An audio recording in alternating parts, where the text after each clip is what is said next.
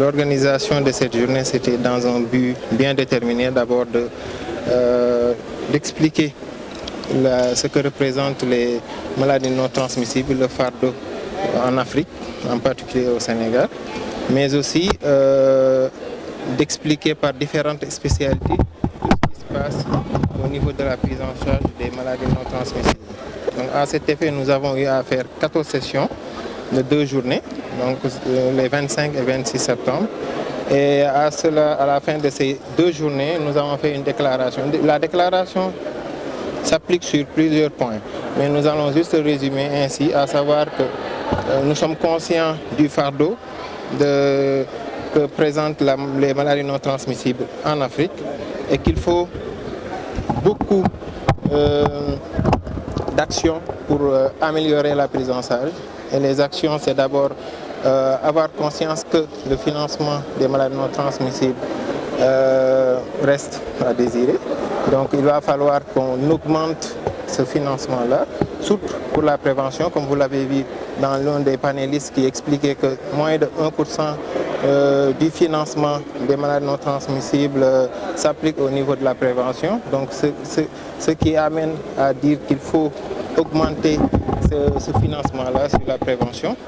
Et après, expliquer qu'il faut des coopérations et des collaborations internationales au niveau des décideurs surtout, afin qu'ils puissent avoir plus conscience, ils en ont conscience, mais plus avoir de considération par rapport aux maladies non transmissibles, étant donné qu'on est face à une transition épidémiologique.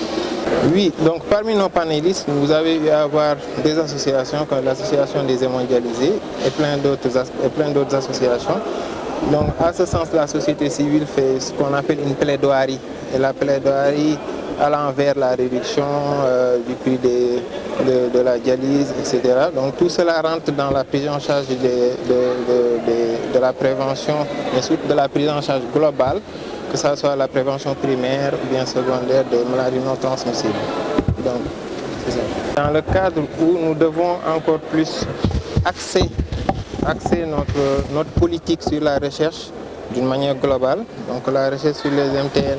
Nous savons qu'actuellement, dans le cadre de la recherche sur les maladies non transmissibles, il va falloir encore les décideurs, mais aussi au niveau opérationnel, mais aussi au niveau du cursus même des étudiants, à leur initier dès le début sur ce qu'on appelle la recherche translationnelle, donc, qui permet de rallier l'hôpital, mais aussi les laboratoires.